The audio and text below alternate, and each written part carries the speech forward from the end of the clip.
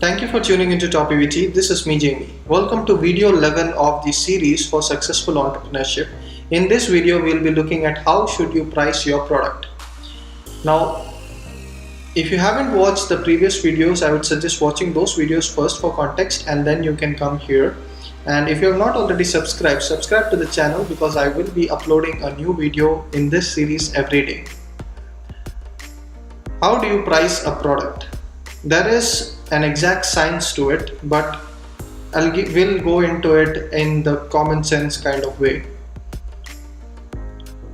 Price depends on the value and the competition.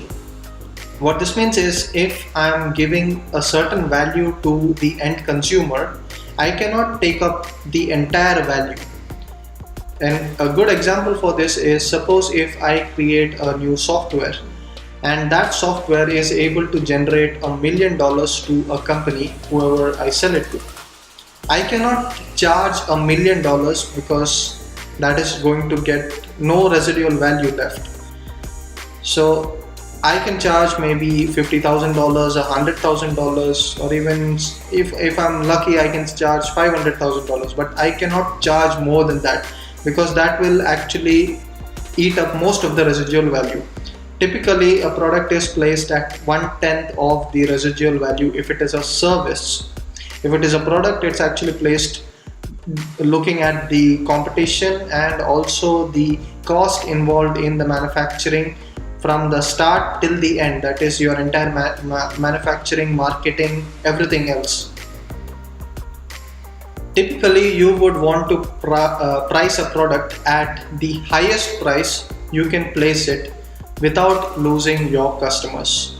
This is the typical idea for pricing any product. But there is a catch. You cannot eat up most of the value of the product. That is, whatever end value you are giving to your consumer, you cannot eat that up.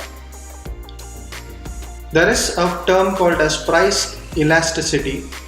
We'll go into that really short. Now, if you understand that how prices are maintained, now there is no authority that can tell me that I can't price a product at a certain price. If I go and take a rock from the lake and I price it at $1 million, if I put $1 million on that rock and I price it and I put it on the market, no one is going to come and tell me, why did you place a rock at so and so price? It might not sell at all because no one is going to pay $1 million for a rock. But there is no one who is going to come and tell me that why did I place that product at that price. It might appear foolish to other people. That is the only problem in this. This is where price elasticity comes into. Now, picture this. This is the equation that you have to do. This is the mental math that you will have to do when you are running your business and when you are raising the prices at any time. How much is the price that you can raise before you lose 10% of your existing customers? These are not new customers, these are existing customers who are regular customers to you. How much of the price can you raise? Can you raise it by 10%, 20%, 30%, 50%, 100%?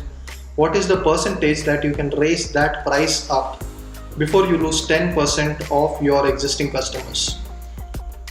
A good place to be would be in the 40% price raise bracket, because that gives enough wiggle room and the value for the customer is still very good. There is a feel good factor when the customer is buying something. If you raise it up to 100% or whatever is the factor, then the customer might not be happy because they might feel you're ripping them off. If it is some obvious product that they can work out that this is the price that it should be at and you're charging 10 times whatever the price is, then that is a big problem. At the end of the day, you need to understand that you are actually delivering a service along with your product and your customer needs to be happy. That is your end goal as a business, no matter what service or what product you're offering. Let's keep that in mind and let's never lose that end goal in the process of pricing and the process of evaluating profits.